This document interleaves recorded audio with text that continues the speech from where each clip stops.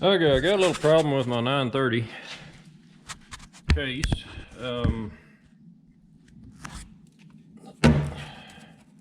I got some slack in and out on this shaft here, and I'm not sure if it's because of a snap ring or something's not quite right. It could be the bearings getting loose, I guess, or maybe it needs shimmed up in the housing. But anyway, I'm going to pull this cover off here. I think there's a snap ring I gotta yank it.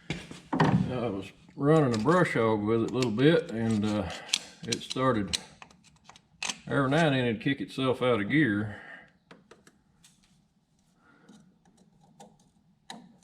So something's not quite right in here. I don't know, it could be all the way up in the front of the housing, which I hope it's not. That's going to be a lot bigger job, but it could just be this snap ring looks like it's kind of bent. And it could be that it's got too much pressure put on it, and it's just a matter of needing to put a new snap ring in. I hope that'd be nice. The old PTOs on these tractors are a little bit different, so the spacing doesn't quite fit right with some of the equipment.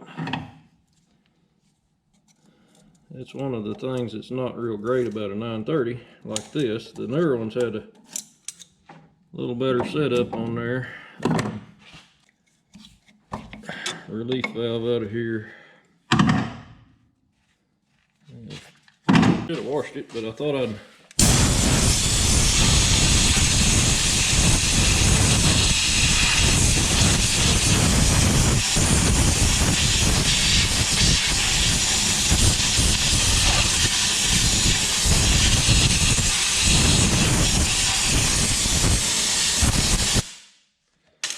I might try to, I don't know if this will even come out, but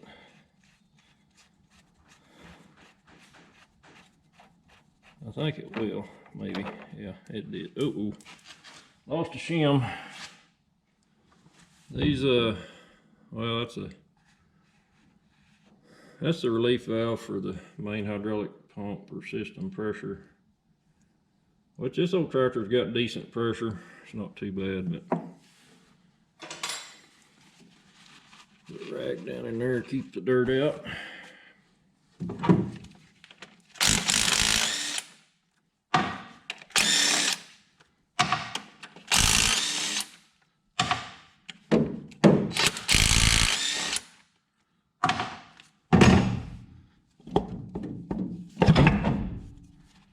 That all comes out of there like that, kind of suddenly. And let's see, I may have to disconnect the linkage, looks like.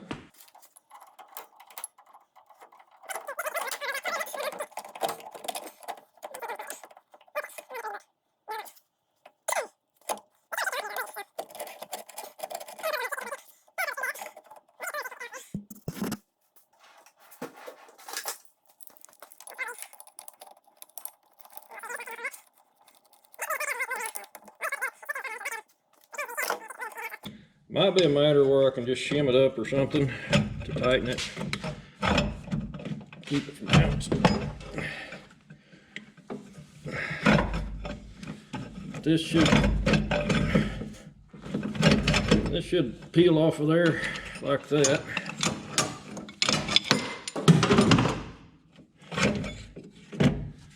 And we can see what we got here is a ball bearing which seems to be in good condition. Doesn't look like the bearing has been moving.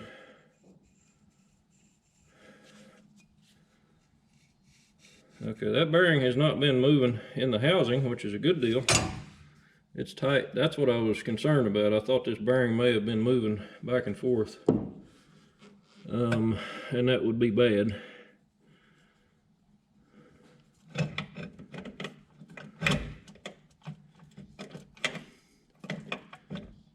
And I probably messed up here because I pulled that complete thing out and none of the discs are lined up now at all, so That's gonna be fun putting that back in there. Really didn't need to pull that out. So.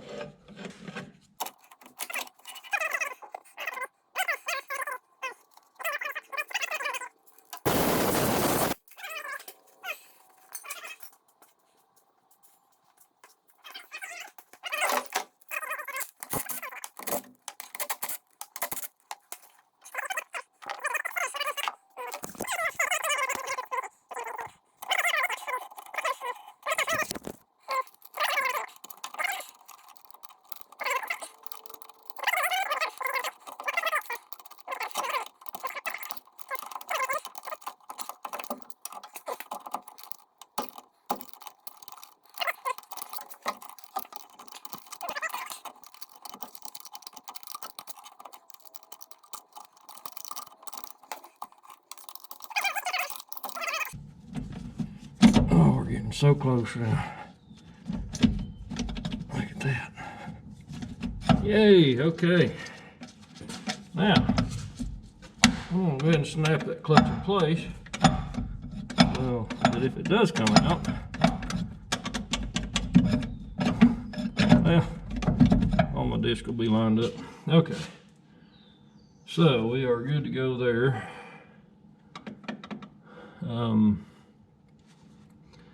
Like I say, I think the only thing I have a concern with, I guess, would be the thickness of the spacer and or the condition of the snap ring that goes on there. So I don't know if the bearing has worn down or the spacer's worn down, or it's just a matter of the snap ring is not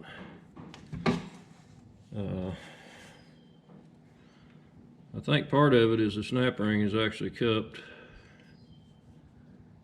and that probably is letting that shaft come out just a little further than it should. But I'm gonna do a little bit of tinkering with it and see if I can't get it to tighten up.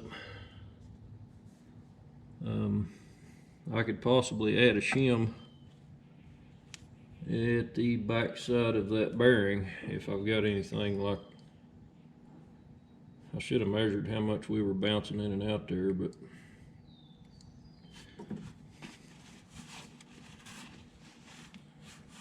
but I didn't. So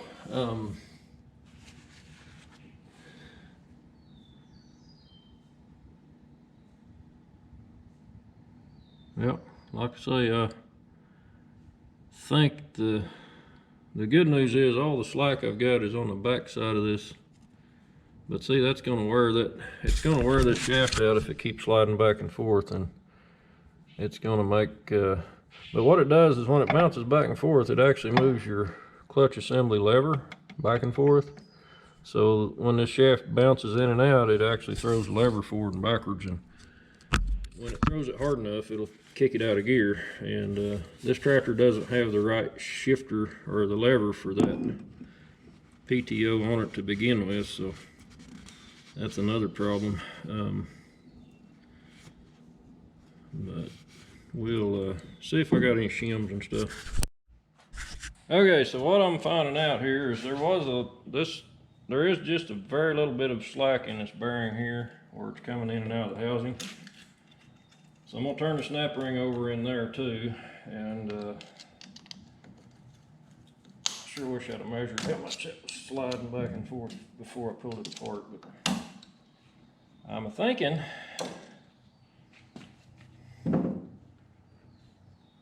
that stopped that from moving back and forth. So that snap ring was bent. I might need to get a couple new snap rings. But I'm gonna put it back together. This doesn't need any sealer because it has an O-ring on the housing here. So that makes life easy on that.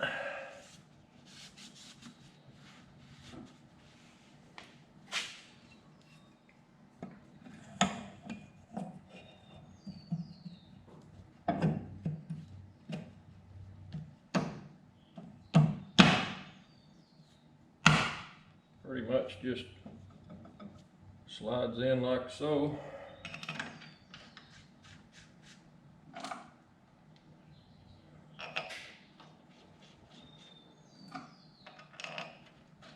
Missing a lock washer off of this one.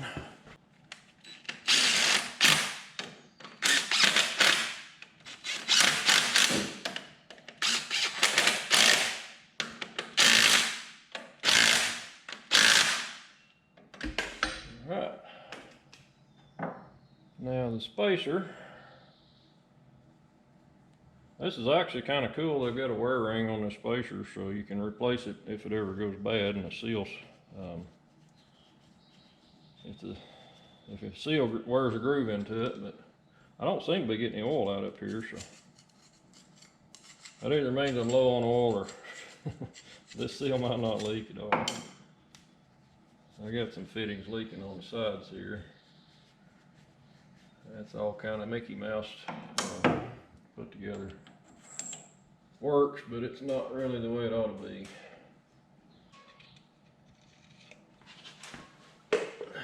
There's a brass drift to drive that in there.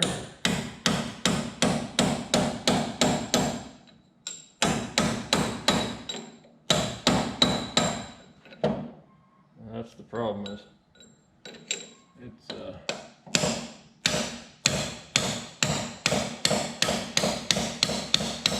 letting it slide back and forth there. I'm not able to get it. Okay, I think we got her there. All right. Now we'll put this snap ring on in the other direction and see if it works.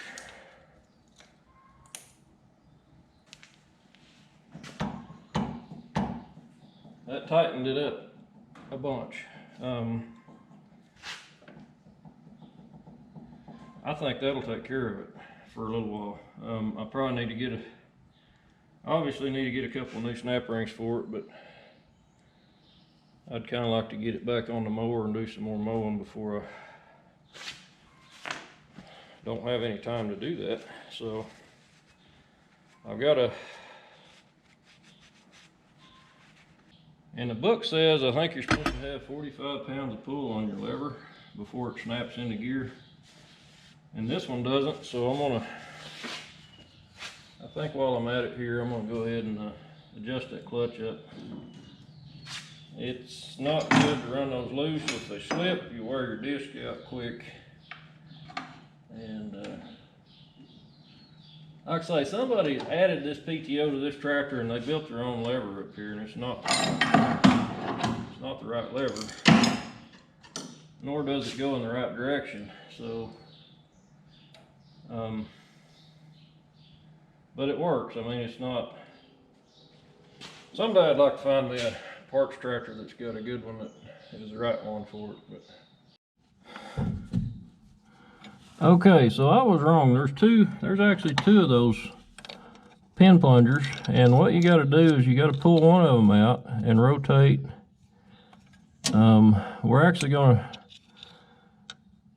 We're gonna rotate the shaft counterclockwise when we pull these out, and you got to pull one at a time out unless you got 4 hands. But what happens is one will engage and the other one engages, so it's kind of a, you pull this one out, it'll engage the other one, and you just keep doing that, and just try it every now and then, see how hard it is to pull your lever in.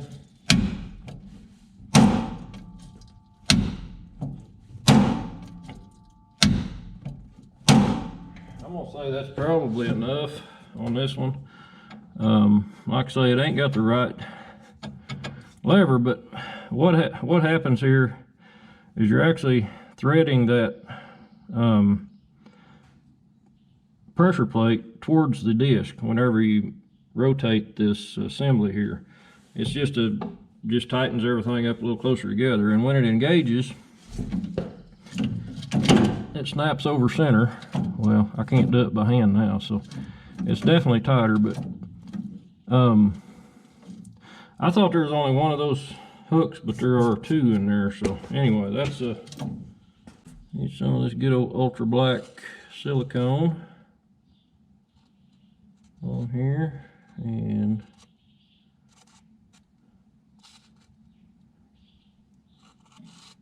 it's usually best to put that on there and let it sit just a minute before you tighten it. That gives it some thickness.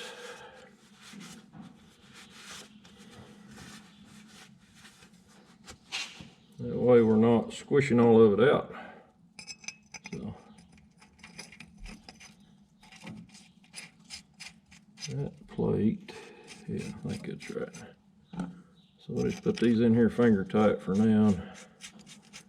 Make sure we get a contact on it, but we don't want to squish everything out just yet.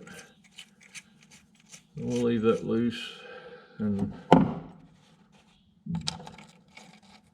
probably should set a reminder on my phone so I don't forget that. Anyway, put the pressure relief valve back in place, and darn it, looks like I lost my little keeper right there, or not.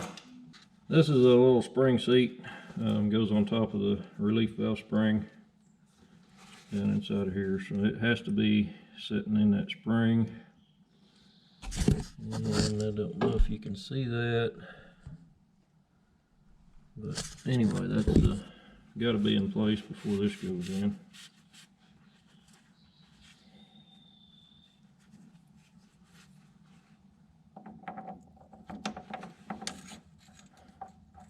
I think you actually adjust this relief valve by taking this cap off, and there's probably, if I remember right, there's shims underneath there. Now I know why it was missing a washer earlier, because somebody knew that if the washer wasn't on there, you could turn this, so that's not good. Okay, now this will go in. It's just there's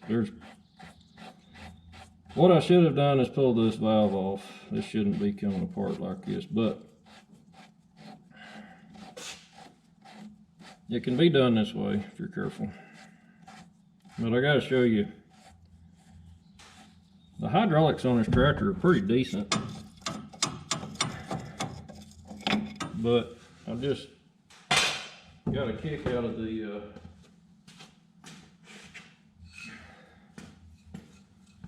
crescent go bigger now. Yeah, I got a kick out of the shims. I'm going to show you the shims here.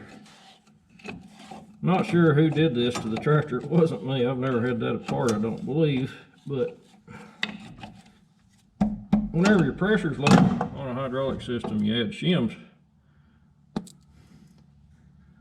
Well, we got a normal shim, a normal, kind of normal shim, kind of hammered. And then we got a lock washer. And then we got a couple more shims in here. I don't know. Oh, wow. We've even got a nut in there.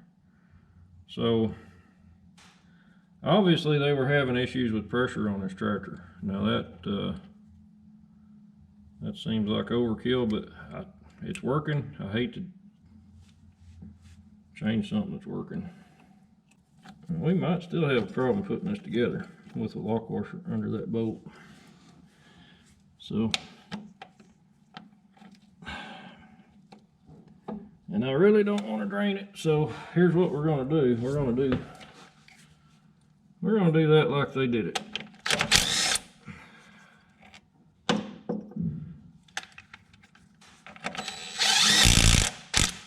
Now, thickness of that washer was all it took. Okay, so that's how Mickey Mouse fixes these tractors up there.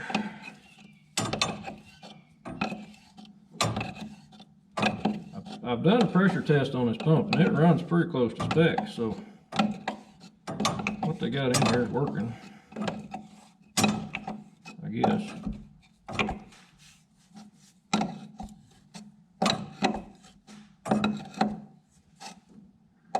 Seems awful tight, but I don't know. it is what it is, I guess. So, all right, now we've got a little bit of time on these bolts. I'm gonna go ahead and tighten this up. Probably should have waited a little bit longer, but I think there should be enough substance there to seal up.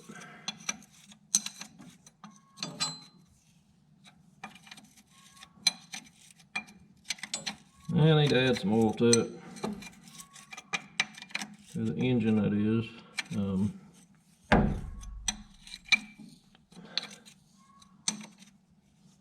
May need a bit in the hydraulic system too. I like the feel of the shaft though, it's a lot tighter. Not got the play in it we had before, so. But I like the old Case. It's a good tractor. It's a simple tractor. I used to say Comfort King right here. The Comfort King, this is like the first series of the Comfort King. The series before this had the diesel tank in the hood, and the operator sat down here lower, down below, inside these fenders. And when I was a little kid, I still remember riding. My dad had I think it was a 930, but it wasn't a Comfort King, it was the older style. But I remember riding, my mom was driving it, and I was riding up there at the front of in between the fender and it had a little, you couldn't fall out. It was kind of a neat little place for a kid to sit, but it had a hand clutch on it and all that stuff like the old. This one actually has a foot clutch. There's not very many, I don't see very many old 930s that have foot clutches on them, but I'm glad it does. It makes it a little bit nicer to operate. But anyway, I'd like to rebuild this old engine. It needs it pretty bad on the, as far as compression and stuff, it's not bad, but it uses lots of oil. So anyway, I'm gonna add some oil to it.